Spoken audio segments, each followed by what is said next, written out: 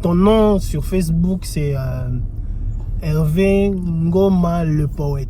Bon, je ne me suis pas donné le nom de poète. Je me suis découvert le poète en moi.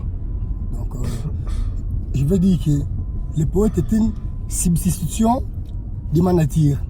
Donc, en tant que Travail, mais toi, tu t'es exilé de ton Boma, pas natal, mais presque, ouais.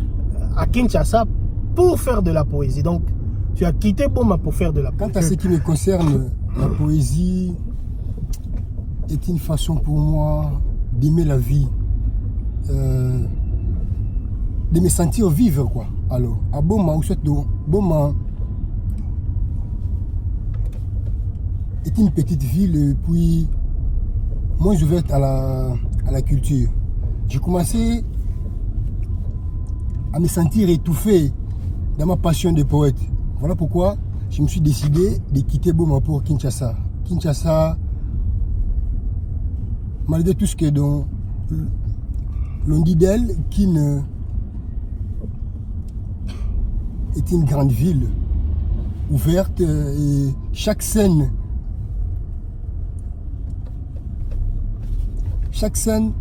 Inspire. non, est une performance en soi. Et puis, chaque décor on peut dire que c'est une ville de matière de la dramaturgie. Réflexion. Voilà. Donc, dramaturgie comme dont il est dit. Chaque fois que je me promène à Kin, je me sens livré face à une tragicomédie dans laquelle on voit que l'inspiration, rien que l'inspiration. Ouais, mais bon, voilà. Donc, on comprend. Derrière, il y a Pat le gourou qui fait l'actu poésie, qui s'inspire des événements de tous les jours. Alors, oui.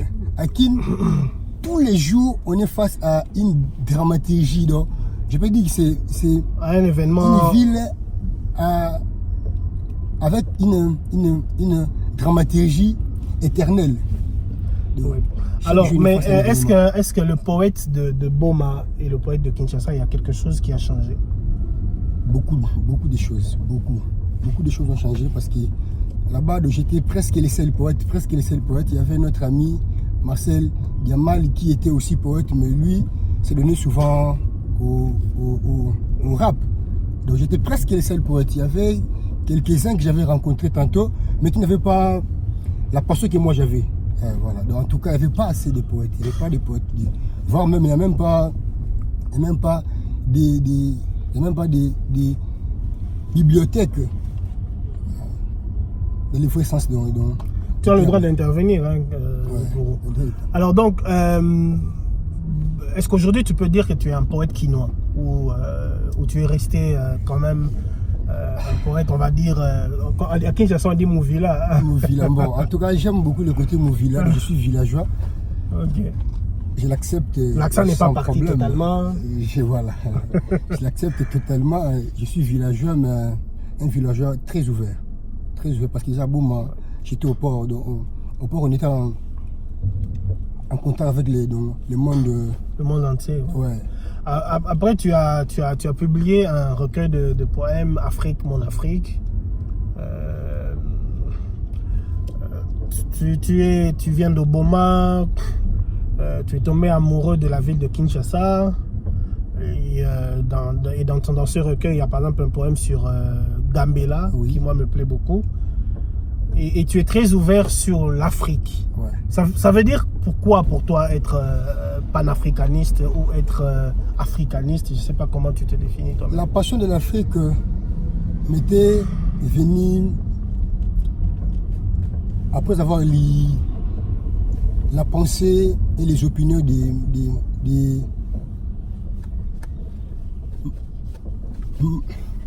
Marquis Garvey. Alors, je me suis dit comment un homme qui n'a jamais vécu en Afrique, qui n'a jamais foulé le sol africain, qui ait consacré toute sa vie pour les combats de l'Afrique. Je me suis dit, à combien plus forte raison, moi qui vis en Afrique, qui suis né en Afrique, qui est témoin de tous les vicissitudes que l'Afrique vit. Voilà, donc je me suis dit, en tant que poète, je ne peux que dire ma passion pour l'Afrique à travers une poésie ou de la poésie. Donc voilà, c'est ça. Ok. Alors, si on te demandait de présenter en 1 minute ton recueil de poèmes, de donner envie à quelqu'un de le lire, tu dirais quoi? C'est les récits de ma passion pour l'Afrique. Un hommage à l'Afrique qui est divisé en 3 parties. La première partie, c'est une pénétration de l'Afrique dans son sens ancestral, où nous voyons les gens qui étaient caractérisés par les sentiments d'appartenance et la loi du groupe. Alors, cette envie-là prend forme par rapport à 3 poèmes. Il y a Mon village, Kizou, le village qui a vu naître mes jours, Rivière Loubouzi. Voilà. Et puis après, il y a la ville d'Odeboma, où j'ai vécu la plus grande partie de ma vie. Donc je pourrais dire que mon existence, ma vie en soi, est inhérente aux souvenirs, des lieux et des endroits. Oui, ça c'est quelque chose que j'ai remarqué en te lisant. Ouais. C'est que j'ai envie de dire, tu idéalises ou tu chantes beaucoup les lieux, Gambela, Kin, Boma, ton village et tout ça. Est-ce que tu as un rapport à la terre particulier? Je suis un promeneur, d'abord un promeneur. J'aime beaucoup. En gros, on dirait, à qui on dirait aux Amoutaligne 11 Macasse? Bon, pas vraiment tout, mais j'aime vivre les choses en face comme ça. Hein? Okay. En face, voilà. Donc, j'aime vivre les lieux et les endroits en face. Non pas comme là, nous sommes dans un. Nous sommes dans un véhicule. Voilà. Un véhicule. Mais sinon, oui, je préfère. Mais est-ce que ce n'est pas paradoxal? Est-ce que ce n'est pas paradoxal, toi le poète qui en principe voudrait peindre les choses de l'imagination, qui voudrait justement exciter nos imaginations en nous, mais que tu sois quelqu'un qui préfère vivre les choses en face? Est-ce que ce n'est pas contradictoire, toi qui veux écrire, mais qui tient forcément... Je ne pense pas qu'il s'agisse de contradictoire, dès lors que je me sens mieux dans mon inspiration lorsque je suis debout, en train de marcher, que lorsque je suis assis ou soit dans un véhicule comme là maintenant. D'accord. Voilà.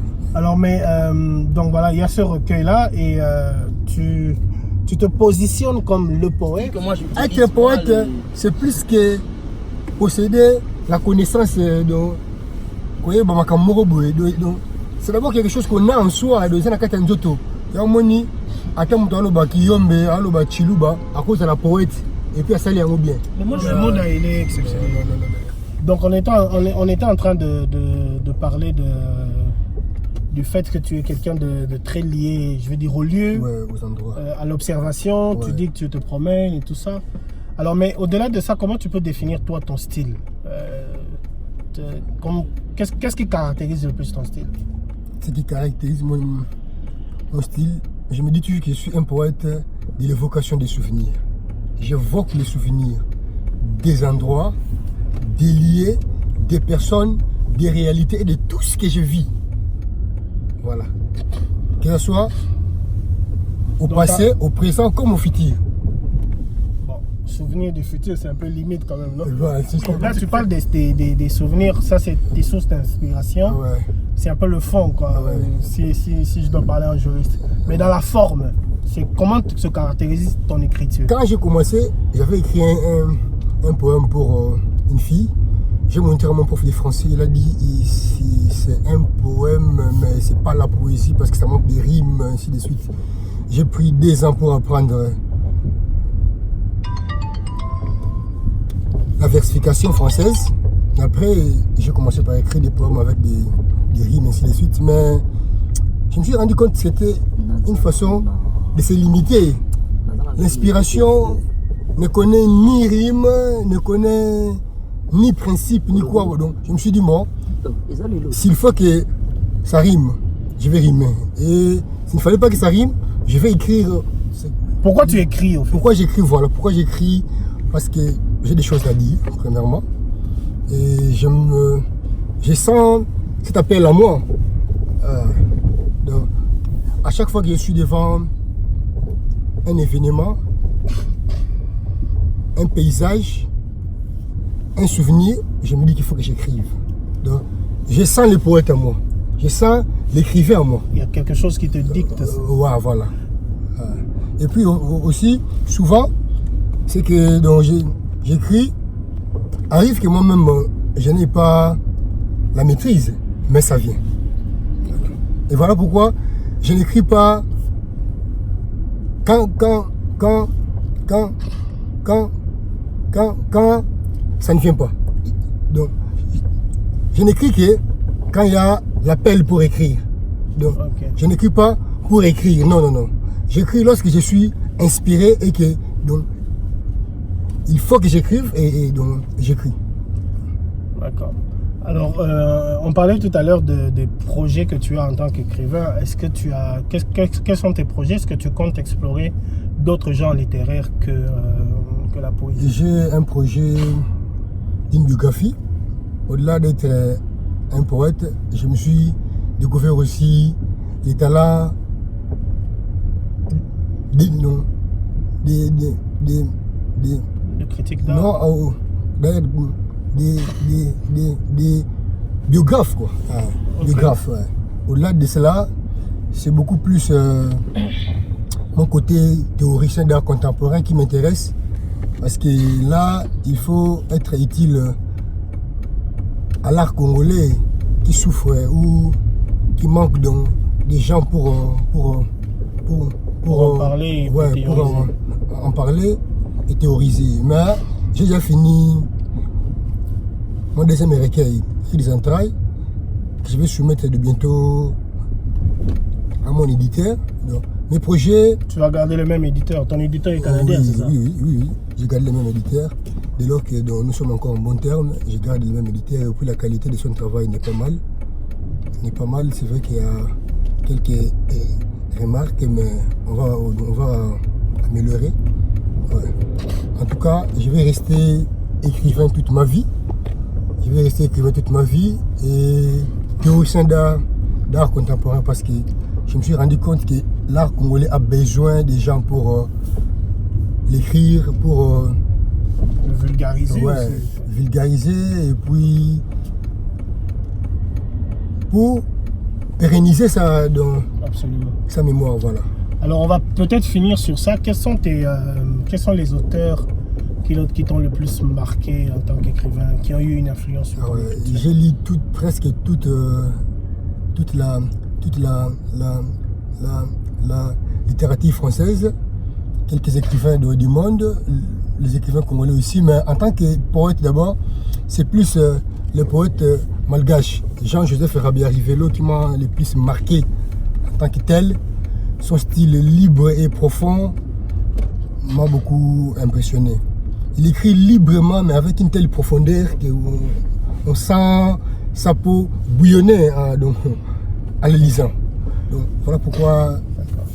Merci beaucoup, voilà. Hervé. Non, il faut aussi ajouter pour les écrivains contemporains, bien nos sûr. amis, c'est Sinjo Anja et des écrivains de ma génération, donc celui que j'admire le plus, son engagement, sa passion et sa façon de faire, voilà. D'accord. Okay. Merci beaucoup. C'était un plaisir de partager ce moment. C'est moi qui vous remercie. On va te souhaiter bon vent et bon vent à la littérature congolaise. Tout ce que nous voulons, Ok. c'est le meilleur.